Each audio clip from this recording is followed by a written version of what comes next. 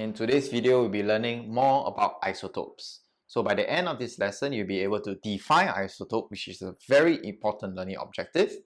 We are able to describe how isotopes are different and state some uses of radioisotopes. Okay, so let's begin. So what are isotopes, right? So let's look at these three atoms of hydrogen. Hydrogen 1, hydrogen 2, and hydrogen 3. Right, these are three different atoms of hydrogen. What are some similarity and differences between these three atoms? Okay, look at it carefully. Right, so all three hydrogens have one proton, and that is absolutely important because the number of protons is like the identity of the atom, of the element, right? And all three has the same number of electrons, right? Because they are all atoms, right? However, what's the difference is that hydrogen 1 has no neutrons, hydrogen 2 has 1 neutron, and hydrogen 3 has 2 neutrons. So what is happening here is that this number here is actually the nucleon number. So nucleon number, hydrogen 1, this is a nucleon number of 2, right? 2 particles here, right? Hydrogen 2, and then hydrogen 3. So hydrogen 1, hydrogen 2, hydrogen 3, they are all hydrogens because they have the same number of protons. However, they are slightly different because they have different number of neutrons. Alright, so this is what we call an isotope. Isotopes are atoms, circle this, atoms of the same element must be in the definition with the same number of protons, right? But a different number of neutrons. Same number of protons, but different number of neutrons. Okay, they are atoms of the same element. So let me give you an example. So we have chlorine, right? We have a chlorine 35, a neutron number 35, nucleon number 35. Chlorine 37, we have a nucleon number of 37. So you can see that both chlorines have the same number of protons, but slightly different number of neutrons. So what do I have here? So chlorine 35, that would be 18 neutrons, while chlorine 37, that would be 20 neutrons. Okay, so chlorine 35 and chlorine 37, they are the same chlorine, right? So it's like, you know, we have Simpson here, he's Simpsons, and then we have a bigger Feta Simpsons, right? So they're both the same person, but, right, but the size is slightly different, the mass is slightly different, same person, slightly different mass. So what implications does this have for isotopes? So remembering, there are some isotopes that are lighter, some isotopes that are heavier. So isotopes will therefore have the same chemical properties,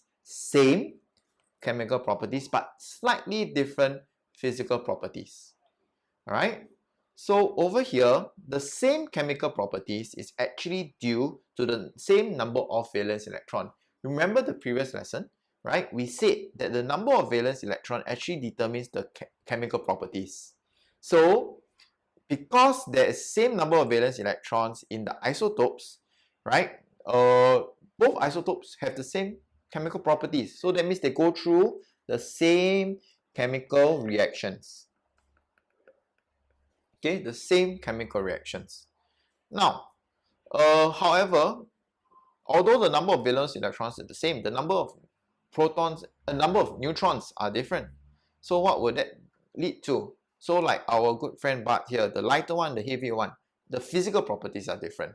So his chemical properties are the same, the way he reacts to the situations are the same, but his physical properties are different, right? So what are physical properties? So physical properties like density, right, like melting points, they'll be slightly different. And you have learned before, right, that the relative molecular mass of something, the mass, right, determines how fast diffusion happens. And if, right, we have two isotopes with slightly different atomic masses, right, like for example chlorine 35 as well as chlorine 37, they will have different physical properties, but they have the same, right, chemical properties. So let me give you an example. We got hydrogen 1, hydrogen 2, hydrogen 3. And one compound that we all know that contains hydrogen is water. So there are actually three types of water, right? So we got hydrogen 1 water, we got hydrogen 2 water, and we got hydrogen 3 water. So this is like the normal water, heavier water, and super heavy water. And that's what we call it, right? Hydrogen 2 water is literally called heavy water, right? Okay, so they react the same way. They're the same chemical properties, right? So because they're the same chemical properties, because they have the same number of valence electrons, so it reacts just like water, right? But the physical properties are different. For example, normal water has a boiling point of 100 degrees Celsius. Heavy water, what do you think? Right? So it's a bit heavier, so it's a bit harder to cause the atoms to the molecules, sorry, to become gas. So the boiling point is slightly higher, 101.4, right? And we know that how important boiling point is when determine the purity of a substance, right? While very heavy water has a boiling point of 101.5. Right, so please remember, isotopes, they have the same number of protons but different number of neutrons, and therefore that will lead to same chemical properties but slightly different physical properties. So what do we use isotopes for? There are some isotopes that actually emit radiation, right? And these are called radioisotopes. So radioisotopes are actually radioactive and can be dangerous. However, there are a lot of uses of radioisotopes, and all these radioisotopes, the uses are found in your textbook. It's very important for you to remember at least one, and the one that you can see on the screen over here is actually a smoke detector, right? And there's actually a radioisotope inside there. I believe it's a americium. Right? So please go to your textbook and find out one use and remember that.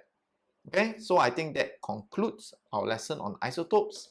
Go read up if you don't understand. Please ask around if you don't understand. Keep practicing, practice hard. Okay, all the best. Thank you. Bye bye.